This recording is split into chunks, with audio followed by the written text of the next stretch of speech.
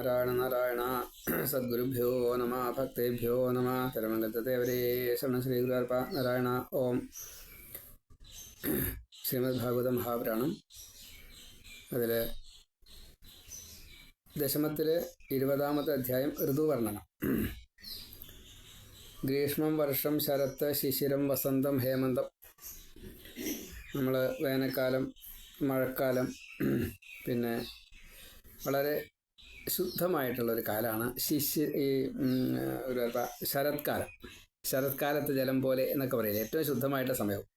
അന്തരീക്ഷം അതെ, വെള്ളം അതെ, വായു അതെ, എല്ലാം ആ സമയത്താണ് ഏറ്റവും കൂടുതൽ ശുദ്ധമാവുക. അത് കഴിഞ്ഞാൽ പിന്നെ മഞ്ഞുകാലം, ശിശിരം, പിന്നെ പൂക്കൾ ഉണ്ടാവുക. അങ്ങനെ കുറേശ്ശായിട്ട് ചെറിയ കണ്ണിമാങ്ങ, ഇടിച്ചക്ക, അങ്ങനെയല്ലേ. അത് കഴിഞ്ഞാൽ പിന്നെ ചക്ക. അപ്പോൾ വസന്തം, ഹേമന്തം, അങ്ങനെ ക്രമേണയായിട്ട് വെയിൽ, മഴ, മഞ്ഞ്, പിന്നെ ഈ കാറ്റുകാലം, കാറ്റ്, മഞ്ഞ്.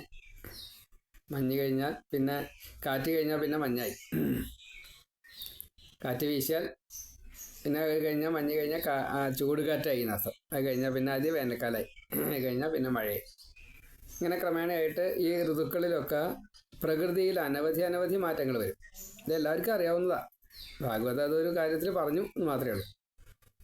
ലൗകികമായിട്ട് എങ്ങനെയാണ് നമ്മൾ അതിനെ ബന്ധപ്പെടുത്തേണ്ടത്? ഇപ്പോൾ നമ്മൾ നേരത്തെ വഴി പുല്ല് മൂടിയിട്ട് അങ്ങനെ നടക്കാൻ പറ്റാണ്ടാവും എന്ന് പറഞ്ഞു. ആള് നടക്കാതെ കണ്ട് ഇങ്ങനെ പുല്ല് മൂടുന്നതിൻ്റെ കാരണം അത് ആ വഴി തീരെ ഉപയോഗിക്കാഞ്ഞാൽ നഷ്ടാവും. അതിവിടെ പറയണത് ബ്രാഹ്മണർ വേദം ചൊല്ലാതെ കണ്ട് മറന്ന പോലെ. കുട്ടിക്കാലത്ത് വേദം പഠിക്കും, നല്ലോണം പഠിക്കും, മേപ്പെട്ടും കീഴ്പ്പെട്ടും ഒക്കെ പഠിക്കും. എന്താ മേപ്പെട്ടും കീഴ്പ്പെട്ടും എന്ന് ചോദിച്ചാൽ അതും പറയണ്ട, ആ കഷ്ടിയാവും. നമ്മൾ ഇപ്പോൾ ഹരയേ നമ എന്ന് പറഞ്ഞു. മ ന യേ ര ഹ എന്ന് പറയലാണ് ഹരയേ നമ. അപ്പോൾ മേപ്പെട്ടു പോയി കീഴ്പ്പെട്ടു പോയി. അതിനാണ് മേപ്പെട്ടും കീഴ്പ്പെട്ടെന്ന് പറയാം. അവസാനത്തെ അക്ഷരം ആദ്യമായിട്ടും ആദ്യത്തെ അക്ഷരം അവസാനമായിട്ടും ക്രമത്തിൽ ചൊല്ലി വരലാണ്. അതിന് ജഡാരഥ എന്നൊക്കെ പറയും. അത് സംഗീതത്തിലാവുമ്പോൾ ആ രീതിയിൽ. വേദം സ്വതേ സംഗീതത്തിലാണ്. ഈ സ്വരിച്ച് ചൊല്ലുക എന്ന് പറയും. അത് കുറച്ചും കൂടി സംഗീതാത്മകമായിട്ട് മാറും സാമവേദമാവുമ്പോൾ. അത്രയേ ഉള്ളൂ. മന്ത്രങ്ങളാവുമ്പോൾ അതിൽ സംഗീതം ഒട്ടും ഉണ്ടാവില്ല. ശ്ലോകങ്ങളാവുമ്പോൾ സംഗീതം ഉണ്ടാവും. പാരായണം, പുരാണാദി കാര്യങ്ങളൊക്കെ സ്വതേ സംഗീതം ഉണ്ട് അതിൽ. വെറുതെ വായിച്ചാൽ അതിലൊരു സംഗീതമുണ്ട്. നമ്മൾ സംഗീതം ചേർക്കണ്ട. നമോ ധർമായ മഹതേ നമഃ കൃഷ്ണായ വേധസേ ബ്രാഹ്മണേഭ്യോ നമസ്കൃത്യ. ഇങ്ങനെ പറഞ്ഞു കഴിഞ്ഞാൽ തന്നെ ഒരു സംഗീതമായി. നമുക്കറിയാവുന്ന ശ്ലോകങ്ങൾ ധാരാളമുണ്ട്. കൃഷ്ണായ വാസുദേവായ ഹരേ പരമാത്മനെ പ്രണത ക്ലേശനാശായ ഗോവിന്ദായ നമോ നമ. അപ്പം ഇത് സ്വതേ എല്ലാവർക്കും അറിയും. ഇതറിയാത്തവരുണ്ടല്ലോ. അത്ര കൂട്ടിയാൽ മതി. അപ്പം നമ്മൾ സ്ഥിരമായിട്ട് ഈ ശ്ലോകങ്ങൾ ചൊല്ലുകയാണെങ്കിൽ അത് ഓർമ്മ വരും, അല്ലെങ്കിൽ അത് നഷ്ടവും. അതാണ് ഒറ്റയടിപ്പാതയെക്കുറിച്ച് പറഞ്ഞത്. ഇങ്ങനെ നടക്കാതെ കണ്ട് പുല്ല് മൂടുന്നു, വഴി കാണാണ്ടാവണു. അതാണ് മേഘം, ഇടി, മിന്നൽ, മഴ. മേഘത്തിൽ നിന്നും മിന്നലില്ല, അങ്ങനെ മഴ പെയ്യും. പിന്നെ മിന്നലില്ല. അതേപോലെ അതൊരു വല്ലാത്ത അവസ്ഥയാണ്. കുലടകൾ പുരുഷന്മാരെ വശീകരിച്ചുകൊണ്ട് ധനം മുഴുവൻ കവർന്നെടുക്കുന്നു. പിന്നീട് ആ ധനികനെ ദരിദ്രനാക്കി മാറ്റി ഒഴിവാക്കുന്നു. പിന്നെ അയാളെ വേണ്ട. അതേപോലെ മേഘം, മഴ പെയ്തു കഴിഞ്ഞാൽ മേഘം എന്നത് കാണുകയേയില്ല. മേഘത്തിൻ്റെ സ്വത്ത് എന്തായിരുന്നു? ജലം ആയിരുന്നു. ധനികൻ്റെ ഈ വേശ്യാലമ്പടത്തുണ്ടായതുകൊണ്ടാണല്ലോ വേശ്യയുടെ അടുത്തേക്ക് പോയത്. ആ ലമ്പടത്വം ഈ ധനത്തെ മുഴുവൻ ഇല്ലാണ്ടാക്കുന്ന പോലെ മേഘം പെയ്ത് കഴിഞ്ഞാൽ പിന്നെ അതിൽ വെള്ളമില്ല, പിന്നെ അവിടെ ഇടിയും മിന്നലും കാര്യങ്ങളൊന്നുമില്ല. അതേപോലെ പ്രപഞ്ചത്തിൽ നിർഗുണനായിട്ടുള്ള ആത്മാവുണ്ട്. പ്രപഞ്ചം പക്ഷേ ഗുണം ചേർന്നതാണ്. ഇനി അതായത് പ്രപഞ്ചം എന്നുള്ളത് ഗുണത്തോട് ചേർന്നതാണ്. സത്വരജസ്തമോ ഗുണങ്ങളുണ്ട്.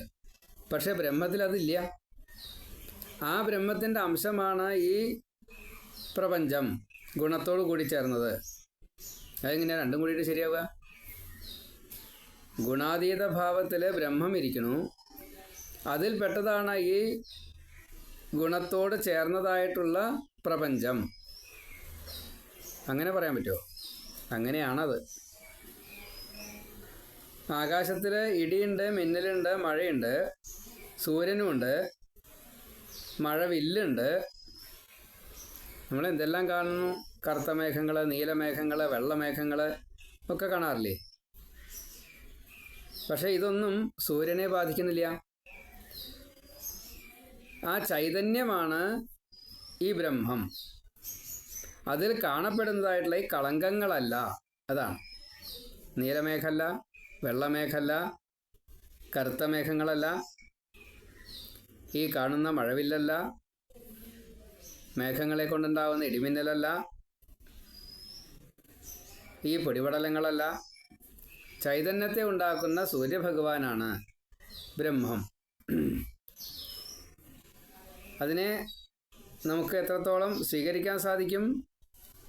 സൂര്യനിൽ നിന്നുള്ള വെള്ളത്തെ ആഗിരണം ചെയ്യുക എന്ന ആ സത്പ്രവൃത്തി,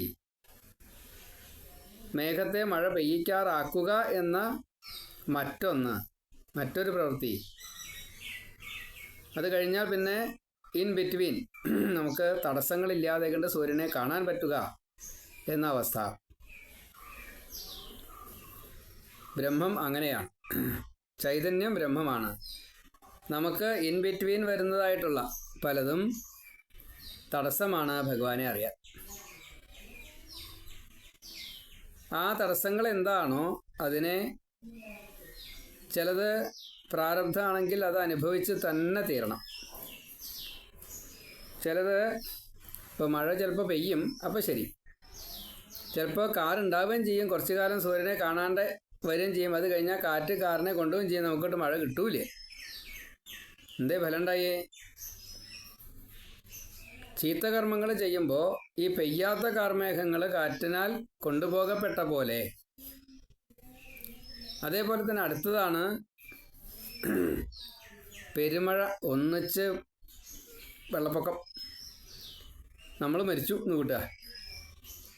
ഇപ്പം എന്തുണ്ടായി ഫലം? മഴ വേണം പറഞ്ഞു മഴ പെയ്തു, നമ്മൾ മരിച്ചേ. അപ്പം കാര്യമില്ലല്ലോ. അത് വേണ്ട രീതിയിൽ കിട്ടുമ്പോഴല്ലേ അതിൻ്റെ സുഖാവുക. അതാണ്. അതേപോലെ ഈ മേഘത്തിനൊരു കുഴപ്പമുണ്ട്, സൂര്യനെ മറയ്ക്കും. നമ്മൾ ചെയ്യുന്ന കർമ്മം അങ്ങനെയാണ്. നമുക്ക് ഈ ഭഗവാനെ ചിലപ്പോൾ കാണാൻ അറിയാൻ സാധിക്കാതെ കണ്ടുവരും ഈ കർമ്മത്തിൻ്റെ ഫലം കാരണം. എന്താ കർമ്മം? ആകിരണം ചെയ്ത് കാർമേഘമാക്കി തീർത്തു. ഭഗവാന്റെയും നമ്മുടെയും ഇടയ്ക്ക് ഈ കാർമേഘം വന്ന് നിന്നു. നമുക്ക് ഭഗവാനെ അറിയാലിയാണ്ടേ. ആരാ മറച്ചത്? നമുക്ക് ജ്ഞാനം ഉണ്ടാവുകൊണ്ടല്ലേ നമ്മൾ കർമ്മം ചെയ്തത്. ഫലപ്രാപ്തിക്കല്ലേ കർമ്മം ചെയ്യേണ്ടത്. ഇനി ആ മേഘങ്ങൾ മഴയായിട്ട് തരില്ലേ ചെയ്യുക, നമ്മുടെ ആവശ്യമതല്ലേ. പക്ഷെ ആ സമയത്ത് നമുക്ക് സൂര്യനെ കാണാൻ സാധിക്കുന്നുണ്ടോ? കർമ്മവും കർമ്മഫലവും നമ്മളെ കുടുക്കും, ഭഗവാനെ മറക്കും. നമ്മൾ എന്തുകൊണ്ട് ഭഗവാനെ മറക്കണു? കുഴപ്പതാ, നമ്മളാ കുഴപ്പക്കാരെ. അപ്പം ആ സമയത്ത് ഭഗവാനെ എവിടെ കാണണം? ആകാശത്തേക്ക് നമുക്ക് നേരിട്ട് കാണാൻ പറ്റില്ല, നമ്മുടെ ഉള്ളിൽ കാണാൻ പറ്റും. ആ ഉള്ളിൽ കാണലാണ് മറക്കാതിരിക്കരുത് എന്ന് പറയണത്. മറക്കാതിരിക്കരുത് എന്നല്ല അല്ലേ, മറക്കരുത്, സ്മരിക്കാതിരിക്കരുത്. അപ്പോൾ വളരെ മനസ്സിരുത്താം. വളരെ മനസ്സിരുത്തിയില്ല വെച്ചാൽ എന്താ സംഭവിക്കുക? യഥാർത്ഥത്തിലുള്ള ജ്ഞാനം എന്തോ അത് ലഭിക്കുകയില്ല. അങ്ങനെ വരാൻ പാടുമോ? അങ്ങനെ വരാൻ പാടില്ല. നമ്മൾ കർമ്മം ചെയ്യണം, ഫലം അനുഭവിക്കണം. നമുക്ക് മാത്രമല്ല, ഇത് എല്ലാവർക്കും വേണ്ടിയിട്ടുള്ളതാണ്. കർമ്മം ചെയ്യുന്നത് നമ്മളാണ്. ദേഹണക്കാരൻ 1000 ആൾക്കോ 2000 ആൾക്കോ സദ്യ ഉണ്ടാക്കി വെക്കുന്ന പോലെ അതിൻ്റെ ഫലം എന്നുള്ളത് ഈ 2000 ആൾക്കാർ ഉണഴിക്കലാണ്. അദ്ദേഹത്തിൻ്റെ അന്നത്തെ കൂലി കൊടുക്കൽ അതല്ല അതിൻ്റെ ഫലം. അദ്ദേഹം പോലും അതിനെ ഞാൻ ഇന്ന് പണിയെടുത്തു, എനിക്ക് എത്ര ഉറുപ്പിക കിട്ടി, അതാണോ അതിൻ്റെ ഫലം? എല്ലാവരും ഊണ് കഴിക്കലാണ് അദ്ദേഹം ഉണ്ടാക്കിയതിൻ്റെ ഫലം. ഇനി അതിൻ്റെ ഫലം അതാണോ? അതുമല്ല. ആ സാധനം നന്നായില്ല വെച്ചാൽ അതിലെന്തെങ്കിലും വിഷമോ മറ്റേ വന്നു പ്രശ്നങ്ങളൊക്കെ ഉണ്ടായിച്ച നമ്മൾ കാണാറുണ്ടല്ലോ ചിലപ്പോൾ ശ്രദ്ധിക്കാനിട്ടേ. ഉണ്ടാക്കുന്ന ആൾ വളരെ നന്നായിട്ട് ഉണ്ടാക്കി വെച്ചു, കൊളമ്പണ ആൾ ഒരു മറ്റേ മനസ്സിരുത്തലും ചെയ്യാതെ കണ്ട് ശ്രദ്ധിക്കാതെ കണ്ട് തുറന്നു വെച്ചു. അതിന് മുകളിൽ നിന്ന് ഏതോ ഒരു വിഷജീവി വീണു, അല്ലെങ്കിൽ എന്തോ വിഷം അതിൽ പറ്റിപ്പോയി. ഈ ഉണ്ടാക്കിയ ആൾ എന്ത് പഠിച്ചു? ഇത് തുറന്നു വെച്ചിട്ട് എവിടേക്കോ പോയി, കുളമ്പാൻ പോയി. തിരിച്ചു വന്നപ്പോഴേക്കും ഈ വിഷം ചേരലും കഴിഞ്ഞു. ആ വിഷം ചേർത്ത അതിനെ കാണാനും ഇല്ലാണ്ടേ. തേളായാലും വേണ്ടില്ല, പാമ്പായാലും വേണ്ടില്ല, മനുഷ്യനായാലും വേണ്ടില്ല, വിഷം ചേർന്നത് പോലും മനസ്സിലാവണില്ല. പിന്നീട് കൊടുത്തവർക്കൊക്കെ അബദ്ധം പറ്റി. ഇതിലാരാ കുറ്റക്കാരൻ? ഇയാൾ വേണം വിചാരിച്ചിട്ടല്ല, ദേഹണ്ണക്കാരനും അറിഞ്ഞിട്ടില്ല, വിളമ്പണാലും അറിഞ്ഞിട്ടില്ല. പക്ഷേ മറ്റാളത് ചെയ്തു പോയി. ഈ മറ്റാളെ നമുക്കിട്ട് മനസ്സിലാവണമില്ല.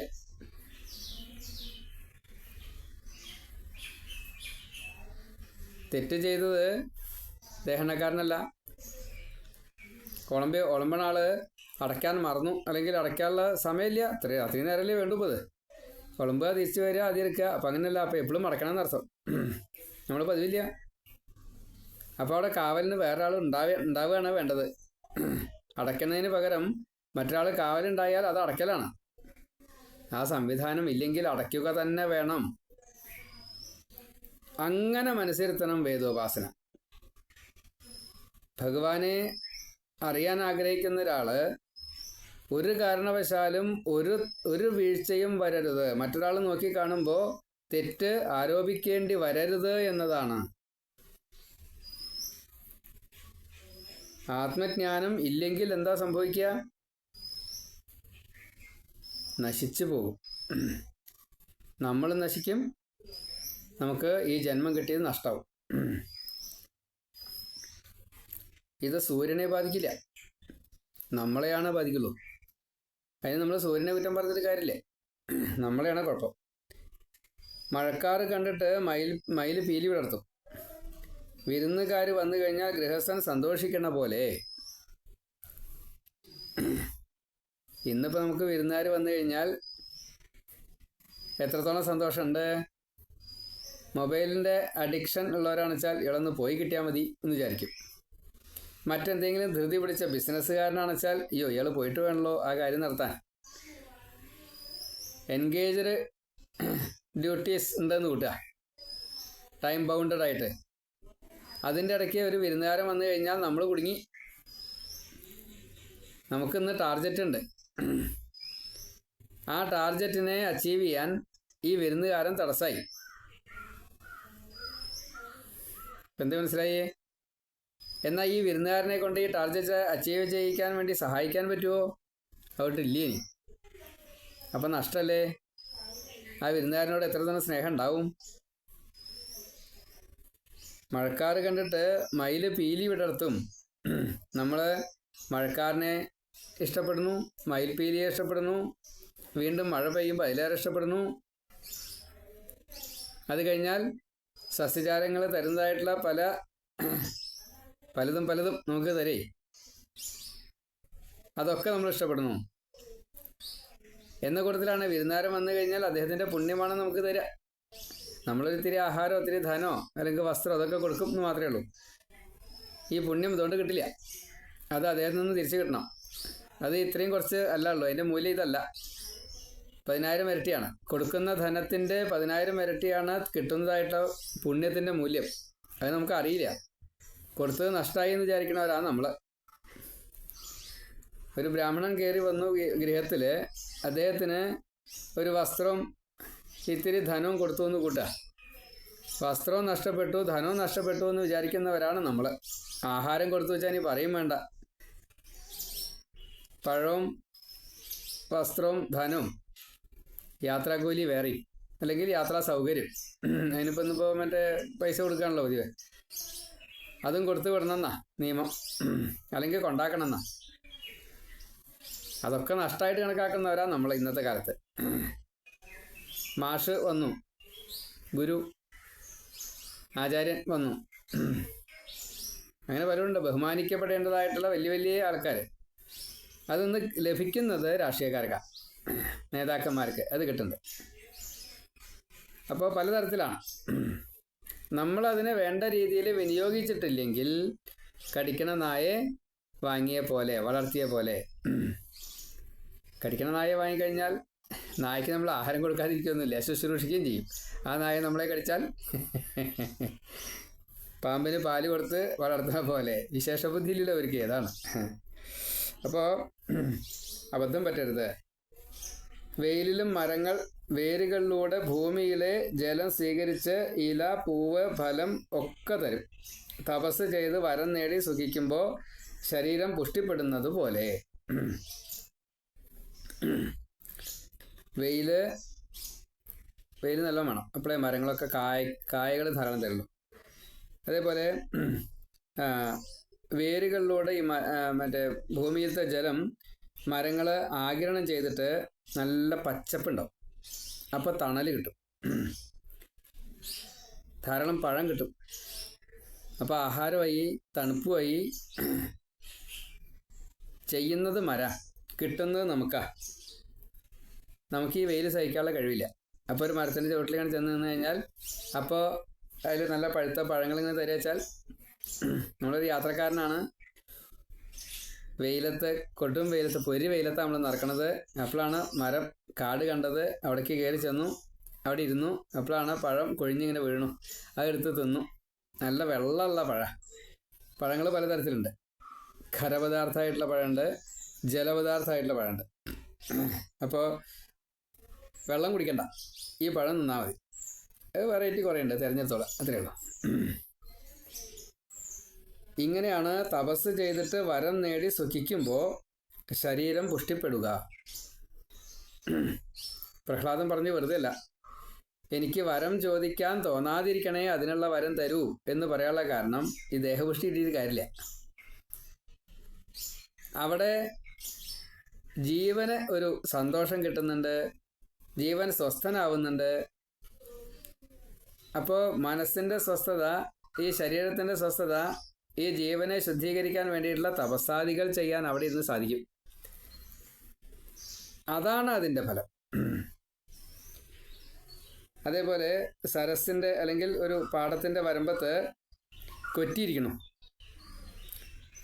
പാടത്ത് മറ്റേ മത്സ്യങ്ങളോ അല്ലെങ്കിൽ തവളയൊക്കെ അങ്ങനെ സഞ്ചരിക്കുന്നുണ്ടാവും. അതിനെ ഈ കൊറ്റി കണ്ടു കഴിഞ്ഞാൽ പിടിച്ചു തിന്നും.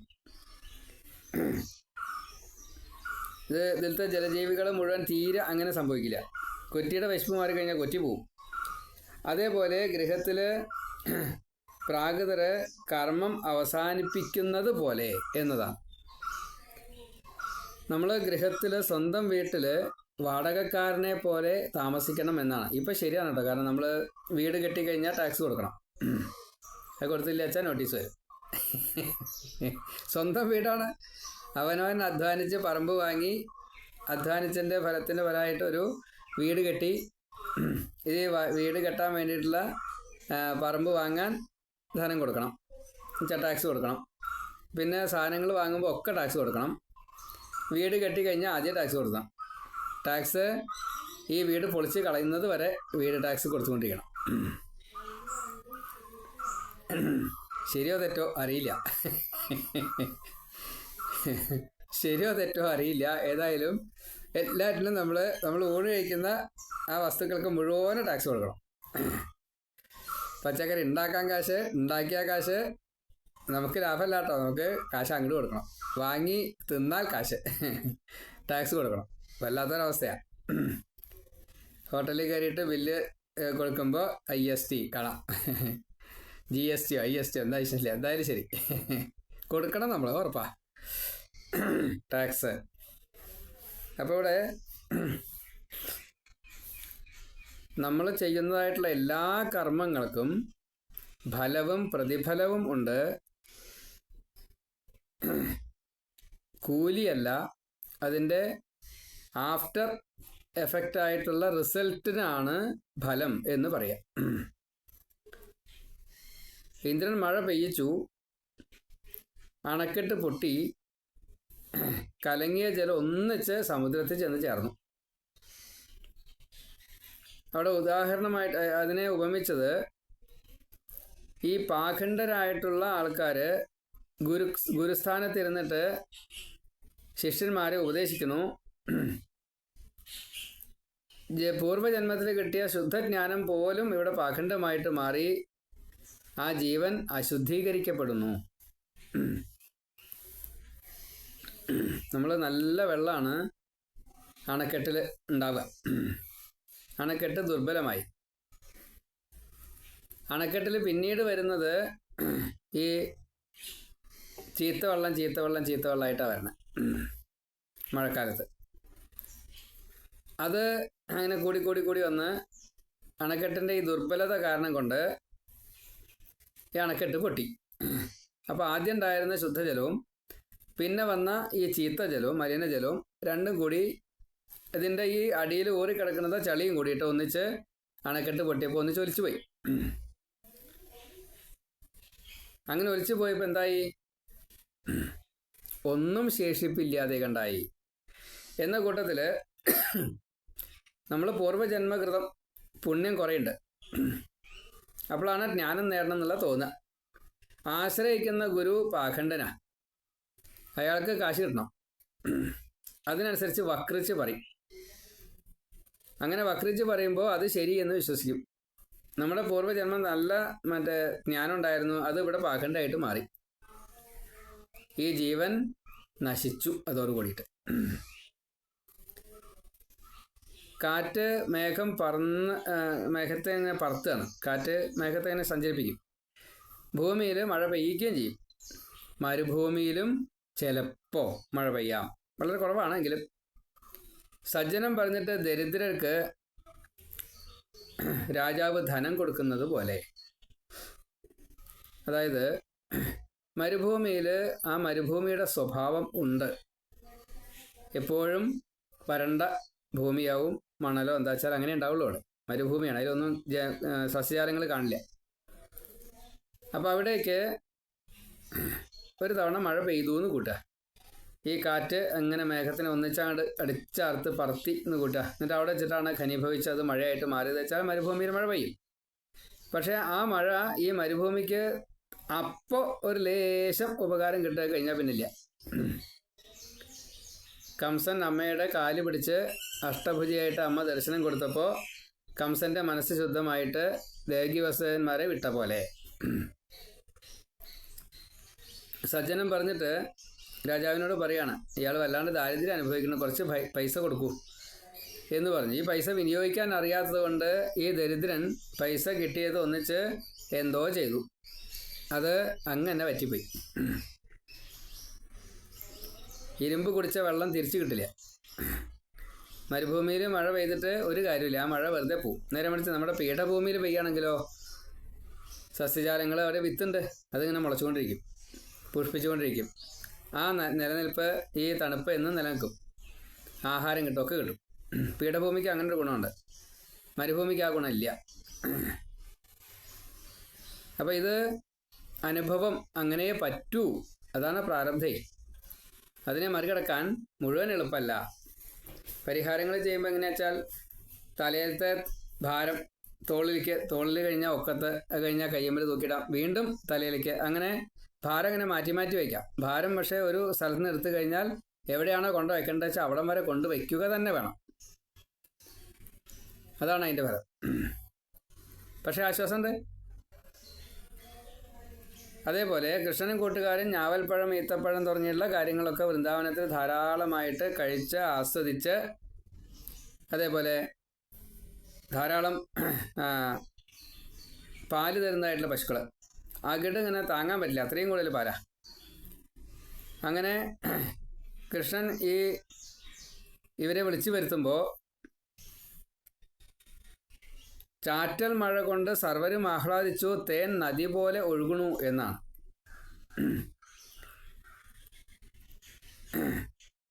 ഈ ഈത്തപ്പഴം ഇതിങ്ങനെ കൊഴിഞ്ഞു വീഴും, പഴങ്ങൾ കൊഴിഞ്ഞു വീഴും, അത് ചാറ്റൽ മഴ.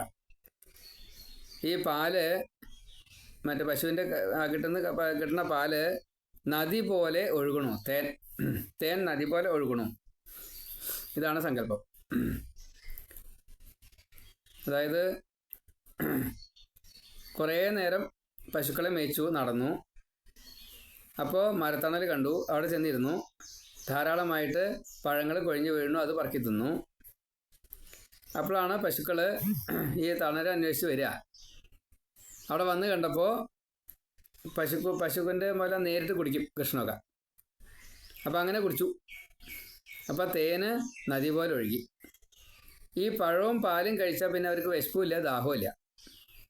അവർ ചോറ് കൊണ്ടുപോകുന്നും വേണ്ട. ഇങ്ങനെ നമുക്ക് ചിന്തിക്കാൻ പറ്റുമോ? നമ്മൾ സമ്പാദിക്കുന്നത് പലതും കുറേശ്ശെയായിട്ട് എടുക്കണു, ഉപയോഗിക്കണു, ഇൻട്രസ്റ്റ് ആയിട്ട്, പലിശയായിട്ട്. അതാണ് ഈ തേനിൻ്റെ പുഴയും ഈ പഴങ്ങൾ വീഴലും. ഇൻട്രസ്റ്റ് ഇങ്ങനെ വരണു, മാത്രമല്ല നമുക്ക് ബാക്കി വരും. ഇപ്പോൾ 1 കോടി ബാങ്കിലിട്ട് വെച്ചാൽ അതിൻ്റെ ഇൻട്രസ്റ്റ് വേണ്ടല്ലോ നമുക്ക് ജീവിക്കാനുള്ള കാശായിട്ട്. അപ്പോൾ അത് വീണ്ടും മുതലിലേക്ക് കയറി പോകും എടുക്കാത്തത്. അപ്പോൾ അവിടെ തേനായി ദാഹത്തെ മുഴുവൻ തീർത്തു, നദിയായിട്ട്. അതേപോലെ ഫലാഹാരം, വിശപ്പും തീർന്നു. കിഴങ്ങുകൾ പറിച്ച് തിന്നുക, തേന് കുടിക്കുക, നീർച്ചാലിൽ തടയണ കെട്ടുക, ഗുഹയിൽ ഒളിക്കുക, പാറപ്പുറത്തിരുന്നിട്ട് ഊണ് കഴിക്കുക.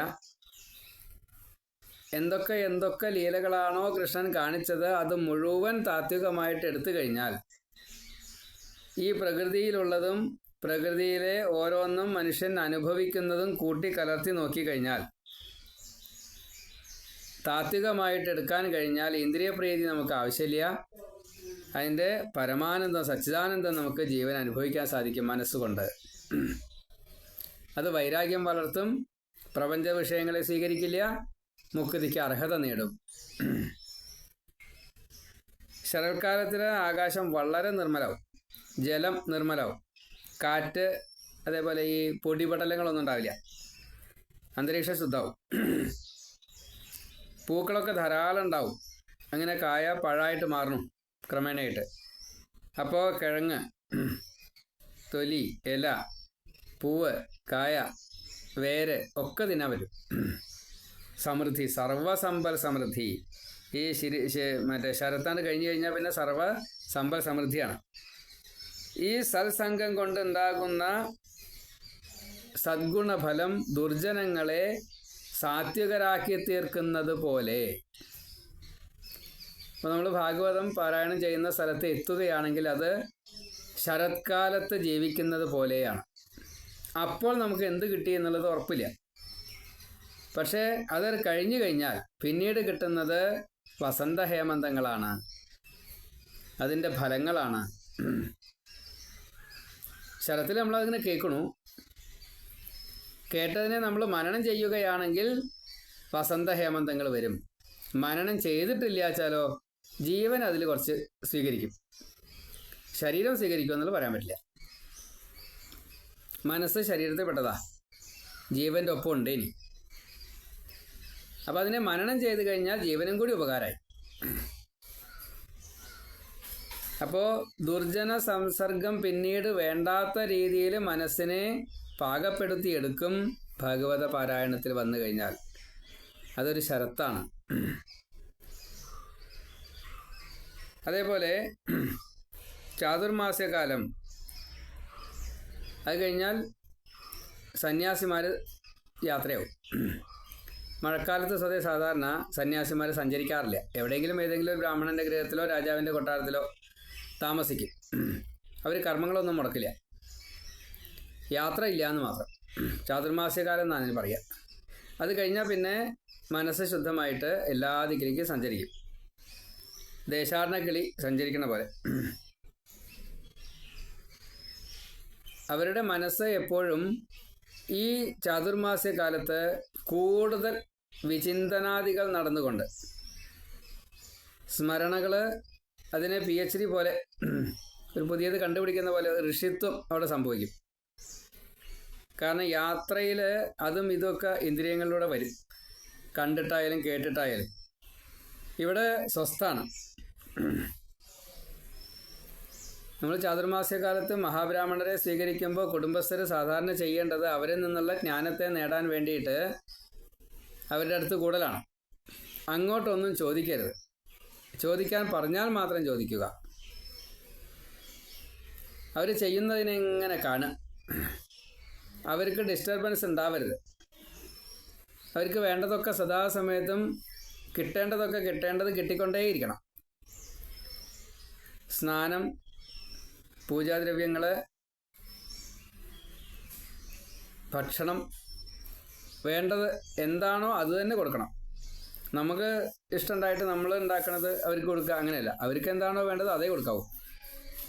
അവർക്ക് ആവശ്യപ്പെട്ടത് ആവശ്യമുള്ളത് അവർ പറയാതെ കൊണ്ട് തന്നെ ചെയ്തു കൊടുക്കാൻ സാധിക്കണം. ഇല്ലെങ്കിൽ ചോദിച്ച് പറഞ്ഞു കൊടുക്കുക, ഇത്രയും ഉണ്ട് ചെയ്തു കൊടുക്കുക. പണ്ട് അങ്ങനെ ഉണ്ടായിരുന്നു. എൻ്റെ കുട്ടിക്കാലത്ത് എനിക്കെന്നെ ഓർമ്മയുണ്ട്.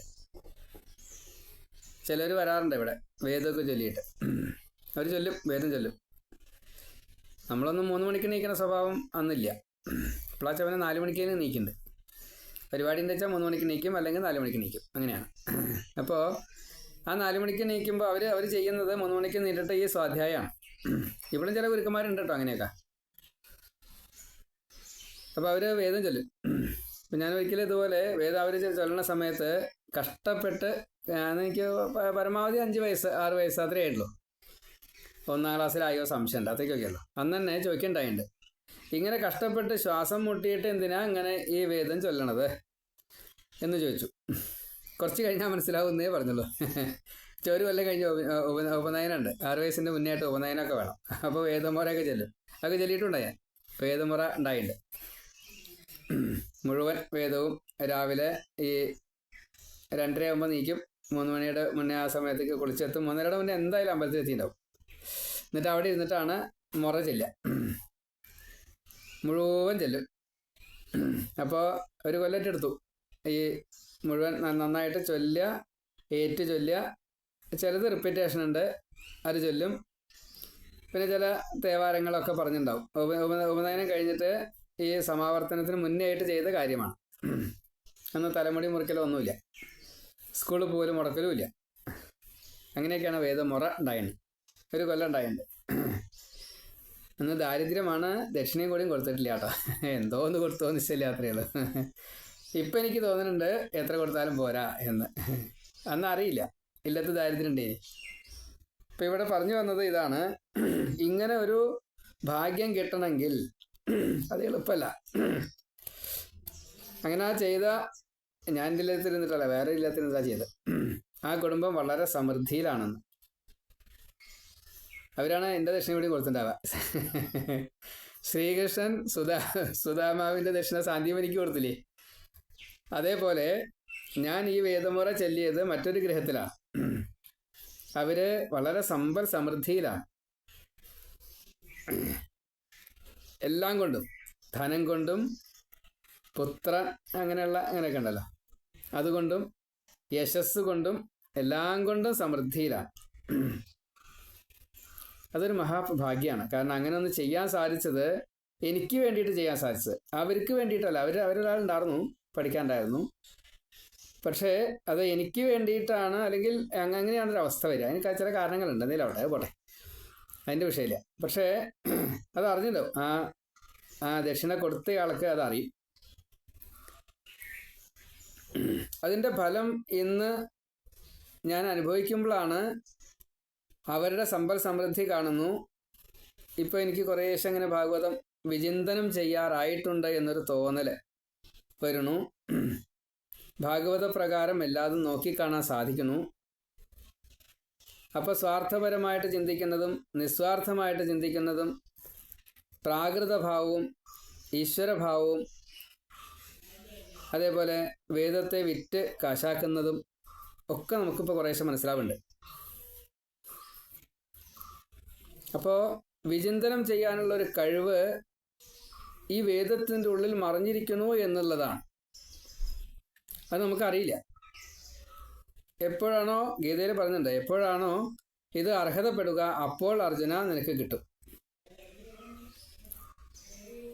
അപ്പോൾ അന്ന് പറഞ്ഞ എങ്ങനെയാ വെച്ചാൽ ഗീത കിട്ടുമെന്നാണ്. പക്ഷെ അതല്ല അതിൻ്റെ സാരം. ഞാൻ സാധാരണ ഇപ്പോൾ പറയാറുണ്ട്, നിങ്ങൾ എൻ്റെ മുമ്പിൽ ഇവിടെ ഇരിക്കൂ, ഉറങ്ങിയാലും എനിക്ക് വിരോധമില്ല. വർത്തമാനം പറയലൊഴിച്ച് ബാക്കിയുള്ളത് എന്ത് ചെയ്താലും നിങ്ങളുടെ ഈ ശരീരം ഇവിടെ വയ്ക്കൂ. ഈ ജീവൻ അത് കേൾക്കുന്നുണ്ട്. നിങ്ങളുടെ മനസ്സോ ശരീരമോ ഞാൻ പറയുന്നതിലോ, അല്ലെങ്കിൽ ഈ ഭാഗവതം പാരായണം ചെയ്യുക, അതാണല്ലോ ഞാൻ പറയാച്ചാൽ, ഞാൻ കേവനായിട്ട് പറയല്ല, ഞാൻ ഭാഗവതമാണ് പാരായണം ചെയ്യുന്നത്.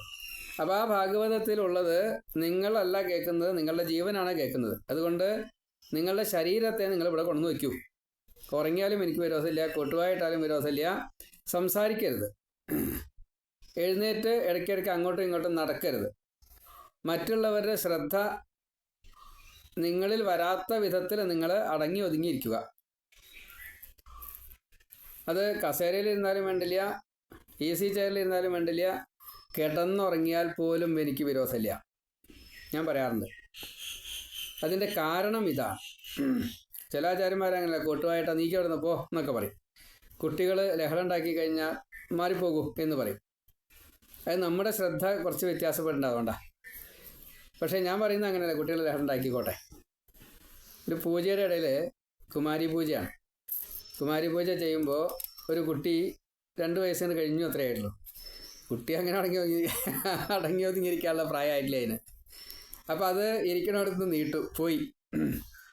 അപ്പോൾ ബാക്കിയുള്ളവരൊക്കെ ആ കുട്ടിയെ ശാസിക്കാൻ നിന്നു. ഞാൻ ആ ശാസിച്ചവരെ മുഴുവൻ ശാസിച്ചു, ഒരാൾക്കും മനസ്സിലായില്ല. വിശദീകരിച്ച് പറഞ്ഞതിൻ്റെ ശേഷമാണ് പൂജ തുടങ്ങിയത്. 7:30 ഒക്കെ ആയിട്ടാണ്. 7 മണി കഴിഞ്ഞിരിക്കണം. അപ്പോൾ ആ സമയത്ത് വൈകിട്ടാണ് ഇരുട്ടാവുക, ആ സമയത്താണ്. അപ്പോൾ വിശദീകരിച്ച് പറഞ്ഞു, കുട്ടികൾ നീക്കി പോവേ, അവരുടെ ഇഷ്ടത്തിന് എന്താ വെച്ചാൽ അവർ ചെയ്തോട്ടെ, ചെയ്യേണ്ടത് ഞാനത് ചെയ്തോളാം, ആ കുട്ടികളത് സ്വീകരിച്ചോളും, എനിക്ക് സ്വീകരിപ്പിക്കാൻ അറിയും, അതുകൊണ്ട് നിങ്ങൾ പരിഭ്രമിക്കണ്ട എന്ന് പറഞ്ഞു. അപ്പോൾ ഇതിന് മുന്നേ കണ്ടുള്ളത് ഈ അടക്കി ഒതുക്കി ഇരുത്തല. അതേപോലെ പിന്നെ ഞാൻ പറഞ്ഞത് എന്താ വെച്ചാൽ ഡെക്കറേറ്റ് ചെയ്ത് വരരുത്, റോസ് പൗഡർ ഇട്ട് വരരുതെന്ന് പറഞ്ഞു. നിങ്ങൾ കുളിപ്പിക്കുക. ആ കുട്ടികളെ പുത്തനുടുപ്പ്, അത് എത്ര വില കുറഞ്ഞതായാലും എത്ര വില കൂടി തരാൻ എനിക്ക് വിരോധമില്ല. കുറിക്കൂട്ടുകൾ ഞാൻ തരും, നിങ്ങളൊന്നും ചെയ്യണ്ട. ഇതിങ്ങനെ ഒരു പൂജ അവർ കണ്ടിട്ടില്ല. അപ്പോൾ ഇത് ശരിയല്ല എന്നാണ് അവർ ധാരണ. അതേപോലെ കുട്ടികൾക്ക് പൂജ കൊടുക്കുന്ന സമയത്ത് ആഹരിപ്പിക്കണം അവരെ കൊണ്ട്, അതും അവർ കണ്ടിട്ടില്ല. കുട്ടികളെ ആഹരിപ്പിക്കരുത്, അവിടെ കിച്ചനും പറ്റുമാവുന്ന. എന്താ ഇച്ചില് എന്താ വറ്റെന്നുള്ള അറിയാത്തത് കൊണ്ടാണ് ആ ആചാര്യന്മാർ അത് പറയണം. ഇവിടെ പൂജാ സങ്കല്പം ഈശ്വരി ഭാവത്തിലാണ്. ഈശ്വരിക്ക് എന്ത് ഇച്ചിലും പറ്റുക? നമ്മൾ ലൗകികമായിട്ട് ചിന്തിക്കൊണ്ടാണ് ഞാൻ ഈശ്വരഭാവത്തിലാണ് ഞാൻ ചിന്തിക്കേണ്ടത്. അതുകൊണ്ട് തന്നെ അവരുടെ ആ പ്രവൃത്തി, ചെറിയ പിഞ്ചു കുട്ടികളാണ്, അവർക്ക് കളങ്കമില്ല. പക്ഷെ ഇത് പറഞ്ഞാലും മനസ്സിലാവില്ല, എന്താ ചെയ്യുക? അപ്പോൾ ഈശ്വരഭാവത്തിൽ ചിന്തിക്കാറായത് ഒരു പക്ഷേ ഈ വേദമുറ വൈക്കം തന്നെ എന്നോട് പറഞ്ഞിട്ടുണ്ട്, ഹരി നന്നായിട്ട് ചെല്ലി കേട്ടോ. അത് ദക്ഷിണ തരുമ്പോൾ അത് പ്രത്യേകം പറഞ്ഞു, അദ്ദേഹത്തിനോട് പറഞ്ഞു, ദക്ഷിണ തരണ ആളോട്, ഹരി നല്ലോണം ചെല്ലി കേട്ടോ. എൻ്റെ അച്ഛൻ്റെ ഒരു വെച്ചാൽ ഇല്ല, കൊടുക്കാനൊന്നുമില്ല, വകുപ്പില്ല, മറ്റുണ്ടേ. അപ്പോൾ കൊടുക്കുകയും ചെയ്തു. അത് അന്ന് അതിൻ്റെ അർത്ഥങ്ങളൊന്നും, പക്ഷെ എനിക്ക് ഉള്ളിലൊരു പ്രേരണ വരുന്നുണ്ട്. ഞാൻ നല്ലോണം വളരെ ശ്രദ്ധിച്ചാണ് എല്ലാ കാര്യങ്ങളും ചെയ്തത്. രാവിലെ തണുത്ത് വിറച്ച് 3:30 ചൊല്ലാൻ തുടങ്ങാന്ന് പറയുമ്പോൾ ഉറക്കച്ചടവ് മറ്റു കാര്യങ്ങളൊക്കെ ഉണ്ടാവുമല്ലോ, അതൊന്നും അന്ന് എന്നെ ബാധിച്ചേർന്നില്ല. സ്കൂളിൽ പോയിട്ടും ഉറക്കമൊന്നും ബാധിച്ചേർന്നില്ല. അപ്പം എന്തോ ഒരു ചൈതന്യം അതിനകത്ത് ഉണ്ട് എന്നുള്ളത് ഉറപ്പാണ്.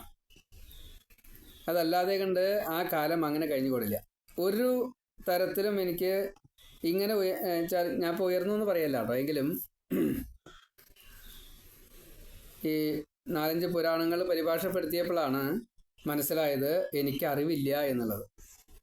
മറ്റത് മറവിയുണ്ട് എന്നേ ഞാൻ വിചാരിച്ചായിരുന്നുള്ളൂ. അറിവും മറവിയും തമ്മിൽ വളരെ വ്യത്യാസമുണ്ട്.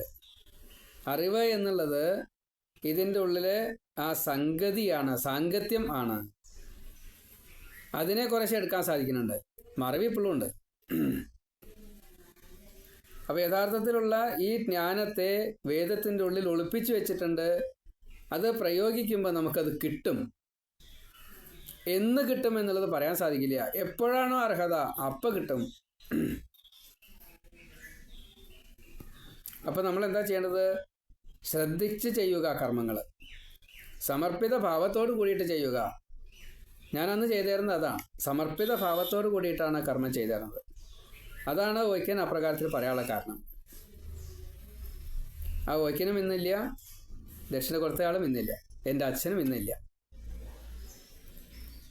പക്ഷേ ഇന്ന് എനിക്കത് മനസ്സിലാവുന്നു.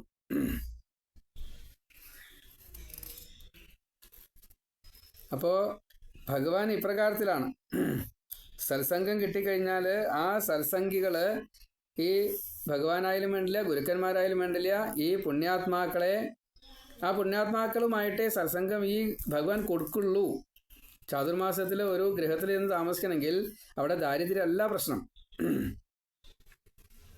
അവിടെ ഈ ജീവൻ പുണ്യാത്മാവാണോ, അപ്പോഴേ ആ പുണ്യാത്മാക്കളെ കാണാൻ വേണ്ടി ഈ പുണ്യാത്മാവ് വരുള്ളൂ, ഗുരു വരുള്ളൂ, ജ്ഞാനി പണ്ഡിതൻ വരുള്ളൂ. അതാണ്. അപ്പം ഇല്ലത്ത് വന്നിട്ട് ഒന്നുമില്ല, ദാരിദ്ര്യമാണ്.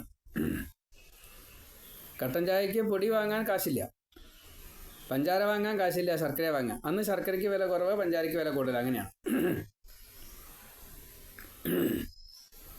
അപ്പോൾ മധുരടാത്ത കട്ടൻ ചായ ആയാലും ഇനി മറ്റേ കാപ്പി, ഈ പുളിഞ്ഞക്കുരു പൊടിച്ച് ചേർത്തുള്ള കാപ്പിപ്പൊടി നമ്മളുണ്ടാക്കണതാണ്, കൃത്രിമമായിട്ടുണ്ടാക്കണതല്ല, കലർപ്പല്ല. വേറെയും ചില പൊടികളൊക്കെ ചേർക്കാറുണ്ട് കാപ്പിപ്പൊടിയിൽ. നമ്മുടെ ഗൃഹത്തിൽ നിന്നും പറമ്പിൽ നിന്നും കിട്ടുന്നതായിട്ടുള്ള ചില പൊടികളൊക്കെ ചേർക്കാറുണ്ട് കാപ്പി ഉണ്ടാക്കാൻ. അതൊക്കെ അമ്മയ്ക്കേ അറിയുള്ളൂ. അമ്മ ഉണ്ടാക്കി കൊടുക്കും, അത് അദ്ദേഹം കഴിക്കും. പിന്നെ ഒരു സമ്പന്ന ഗൃഹമുണ്ട്, അവിടെ പോയിട്ട് ഊണ് കഴിക്കാം. ചിലപ്പോൾ ഇവിടെ പതിവുണ്ട്, ഉള്ള കഞ്ഞി എന്താ വെച്ചാൽ ചേമ്പും തണ്ടും കഞ്ഞിയും ആണ് സാധാരണ പതിവ്. അപ്പം അത് കഴിക്കാറുണ്ട്. പക്ഷെ അതിൻ്റെയൊക്കെ ഗുണഫലം കിട്ടിയത് അത് എനിക്കാണ് എന്ന് ഞാൻ എപ്പോഴും ചിന്തിക്കണം. അതായത് 10-30 കൊല്ലത്തോളം അമ്മ അങ്ങനെ വയ്യാണ്ട് കിടന്നിട്ട് എൻ്റേതായിട്ടുള്ള കാര്യങ്ങളൊക്കെ ഉപേക്ഷിച്ച് കൊണ്ട് എനിക്ക് അമ്മയെ നോക്കാൻ ഒരു പ്രയാസം ഉണ്ടായിട്ടില്ല. മനസ്സിനൊരു എല്ലാവരും പറയും കൂടി ചെയ്യുന്നുണ്ട്, എന്താ ഇപ്പം എത്ര നോക്കാള് എന്നൊക്കെ ചോദിച്ചിട്ടുണ്ട്. അതാ എൻ്റെ പാട്ടിന് പോവും എന്നൊക്കെ പറഞ്ഞിട്ടുണ്ട്. അതൊന്നും ഉണ്ടായിട്ടില്ല. അങ്ങനെ വളരെയധികം മനസ്സിരുത്തി തന്നെയാണ് ചെയ്തിരുന്നത്. എൻ്റെ കഴിവിനനുസരിച്ച്. എനിക്ക് പല പരിമിതികളുണ്ട്, പക്ഷെ എന്നാലും അതൊക്കെ അമ്മയ്ക്ക് ബോധ്യമുണ്ടാവും. ആ രീതിയിലാണ് ഞാൻ ചെയ്തത്. അതിൻ്റെ ഗുണഫലമാണ് ഇപ്പോൾ ഇതൊക്കെ കിട്ടുന്നത്. അപ്പോൾ ഇതിൻ്റെ കർമ്മം നമ്മളെ ബന്ധിപ്പിക്കുന്നത്, സത്സംഗം നമുക്ക് തരുന്നത്, നമ്മൾ സജ്ജനങ്ങൾ എന്ന് വിചാരിക്കുന്നവർ സജ്ജനങ്ങളല്ല എന്ന് മനസ്സിലാക്കുന്നത്, അത് വേഷം കെട്ട് മാത്രമാണ്. വാക്കുകളിലുണ്ടാവും, വേഷങ്ങളിലുണ്ടാവും, പക്ഷെ ഭാവങ്ങളിലുണ്ടാവില്ല. പുറമെ പലതും കാണും, ഉള്ളിലുണ്ടാവില്ല. ഭാവഗ്രാഹി ജനാർദ്ദന, അതാണ്. ഗുരുസ്ഥാനത്തുള്ളവർ ചതിക്കുന്നവർ, ഗുരുസ്ഥാനത്തുള്ളവർ ലോഭികൾ ഇന്ന് കാണുന്നതല്ലേ. ഞാൻ തന്നെ പറയാറുണ്ട് എന്നെക്കുറിച്ച്, എനിക്ക് പൈസ ധാരാളം വേണം, എനിക്ക് ചിലവുണ്ട്, അതുകൊണ്ടാണ്. അപ്പോൾ ഭഗവാനാണ് ഇത് നിശ്ചയിക്കുന്നത്, സത്സംഗം. ഭഗവാനാണ് നിശ്ചയിക്കുന്നത് ദുസ്സംഗം. അപ്പോൾ നമ്മൾ നല്ലോണം മനസ്സിരുത്തി കഴിഞ്ഞാൽ ഇതൊന്ന് രക്ഷപ്പെടാൻ പറ്റും എന്നുള്ള കാര്യം ഉറപ്പാണ്. അത് സ്വാനുഭവ ഫലമാണ്. താൽക്കാലികമായിട്ട് എല്ലാവരും കുറ്റപ്പെടുത്തും, പലതും പറയും, എന്തോ പറഞ്ഞോട്ടെ. അതിനെ നമ്മൾ ഗൗനിക്കുകയേ വേണ്ട. അങ്ങനെ അയ്യാ പറ്റുമോ? അങ്ങനെ അയ്യാ പറ്റണം. അങ്ങനെ എല്ലാവരുമായി കഴിഞ്ഞാൽ അതാണ് യഥാർത്ഥത്തിലുള്ള ഋഷിവര്യന്മാർ മുഴുവൻ അങ്ങനെയാണ്. അവർ തമ്മിൽ ഈ ഫോർമാലിറ്റി ഒന്നും ഇല്ല. ഇത് കൃത്രിമമായിട്ടുള്ള ഫോർമാലിറ്റിയാണ്, ചതിക്കാണ്, ചതിവാണ് ഫോർമാലിറ്റി. ചെയ്യാൻ പാടില്ല. ആവശ്യത്തെ അറിഞ്ഞ് ചെയ്തു കൊടുക്കണം. അർഭകന് അമ്മ ചെയ്തു കൊടുക്കുന്നത് പോലെ, കിടപ്പ് രോഗിക്ക് നഴ്സിംഗ് ചെയ്യുന്നത് പോലെ, നഴ്സ് എന്നുള്ള ഉദ്യോഗസ്ഥയല്ല കേട്ടോ, ആ നഴ്സിംഗ് ചെയ്യുന്നത് പോലെ അതാണ് വേണ്ടത്. നമ്മൾ സൂത്രവഴികൾ ഈ മലമൂത്രങ്ങൾ പോകുമ്പോൾ പാഡ് കെട്ടിയിട്ട് നമ്മൾ സുഖമായിട്ട് കിടന്നുറങ്ങും. അവർ അതിൻ്റെ ദൂഷിത വശങ്ങളൊക്കെ അനുഭവിക്കുകയും ചെയ്യും. അത് കഴിഞ്ഞ് നമ്മൾ പാഡൊക്കെ വൃത്തിയാക്കി, ഞാനൊക്കെ വൃത്തിയാക്കിയിട്ടോ എന്ന് പറയും. ഉറക്കമൊഴിച്ചിരുന്നിട്ട് മലം പോയിച്ചാൽ അത് എടുത്ത് കളയണം, തുടയ്ക്കണം, സ്വസ്ഥത കൊടുക്കണം, ഈച്ച കൊതു വരാതെ കണ്ട് നോക്കണം. വിയർപ്പ് പൊടി അതിൻ്റെ വിഷമങ്ങൾ കിടപ്പ് രോഗിക്ക് ഇല്ലാണ്ട് നോക്കണം. രണ്ടുപേരും തുടയ്ക്കും, തുടയ്ക്കൽ നേരെയാവില്ല. ശ്രദ്ധിച്ച് ചെയ്യുന്നതും ശ്രദ്ധിക്കാതെ ചെയ്യുന്നതും രണ്ടും നമ്മൾ കാണുന്നുണ്ട്. അതാണ് വേദം എന്നുള്ളത്. വളരെ ബൃഹത്താണ്, അതിൻ്റെ ആന്തരാർത്ഥം വളരെ കൂടുതലാണ്. നമ്മൾ അറിയാതെ കണ്ട് അതിൻ്റെ ഉള്ളിലൊരു ശക്തി ഒളിപ്പിച്ചു വെച്ചിട്ടുണ്ട്. അതിൻ്റെ സാരമാണ് ഭാഗവതം. അതാണ് നമ്മൾ എടുക്കുന്നത്, അതാണ് എടുക്കേണ്ടത്. അതിലേക്ക് ഈ വാക്കുകൾ പ്രയോജനകരമാവട്ടെ. വീണ്ടും വീണ്ടും ഭക്തന്മാരെയും ഗുരുക്കന്മാരെയും നമസ്കരിച്ചുകൊണ്ട്, ദേവീദേവന്മാർക്ക് നമസ്കാരം പറഞ്ഞുകൊണ്ട്, പിതൃക്കൾക്ക് നമസ്കാരം പറഞ്ഞുകൊണ്ട്, അച്ഛനെ അമ്മയെ നമസ്കരിച്ചുകൊണ്ട് ഈ വാക്കുകൾ ഭഗവാന്റെ തൃക്കാർക്ക് സമർപ്പിക്കുന്നു. ഭാഗവതത്തിലെ ഋതുവർണ്ണന ദശമത്തിലെ 20-ാമത്തെ അധ്യായം ഇത് കേൾക്കുക, എല്ലാവർക്കും ഷെയർ ചെയ്യുക. ഇപ്പോൾ 2 ഭാഗം ഇപ്പോൾ പറഞ്ഞു, ഇനി കഴിഞ്ഞിട്ടില്ല, കുറച്ചും കൂടി ഉണ്ട്. അതും കൂടി അടുത്തതിൽ പറയാം. സർവത്ര ഗോവിന്ദ നാമ സങ്കീർത്തനം. ഗോവിന്ദ ഗോവിന്ദ നാരായണ നാരായണ നാരായണ.